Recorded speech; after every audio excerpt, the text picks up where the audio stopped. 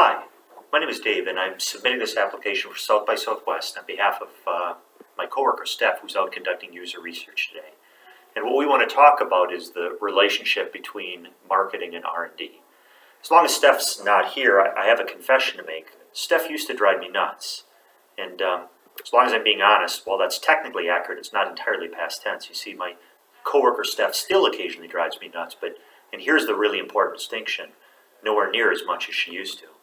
So know what you're thinking. Coworkers who drive each other nuts are hardly rare, and they're certainly not South by Southwest worthy. But here's the thing. What drove me nuts about Steph and what drove her nuts about me is rooted in personal and organizational dysfunction, so common as to be cliche and really almost laughable. It would be laughable if it weren't so deeply toxic and damaging and dangerous. Dangerous to firms that are trying to innovate, dangerous to teams, damaging to people and their careers and their sense of well-being. See, Steph and I hail from entirely different tribes. I come from the research and development tribe. Talk about a cliche, I'm an engineer. My dad was an engineer. My grandfather was a mechanic. I love math, I love science and spreadsheets and gears and fast cars. And Steph, well, her work is most closely aligned with marketing.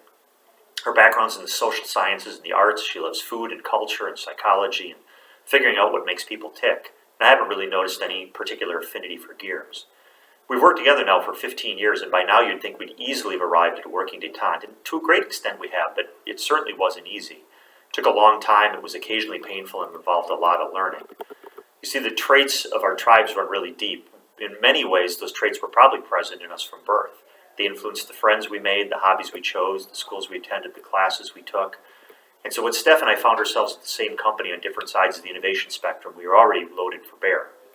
You think it would have been probably easier to find common ground. We had the same objectives, worked for the same company, shared some of the same obvious common goals.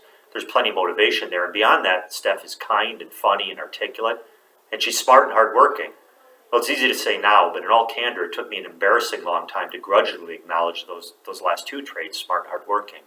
Now, mind you, I never thought Steph was dumb. It's just that she had such a fundamentally different way of looking at problems, a thought process that was so unrecognizable to me that I found it impossible to relate to her way of processing information and solving problems. And Steph and her team's hard work manifests itself in working styles that didn't look familiar to my tribe as engineers. But here's the thing, time after time, her thought process brought us to a different place. She'd suggest solutions that would kind of make me blink in admiration. Her work style led us to new tools and methods, and as much as I kept hoping I'd convert Steph to my way of thinking and working, I found Steph and her thought process had rubbed off on me. If I'm completely honest again, it would be the shadow of the company we are today if it wasn't for Steph and her tribe. And the reason I think this is worthy of South by Southwest is we're certainly hardly unique. For the 15 years Steph and I have learned to work together, we've watched literally hundreds of companies of all sizes and stages struggle and implode with really damaging and dysfunction on those same exact fault lines. We've noticed that if you get it right, your company can run rings around the competition, can make a ton of money, and most importantly, be a great place to work. But if you get it wrong, you're going to be an irrelevant and really toxic stew.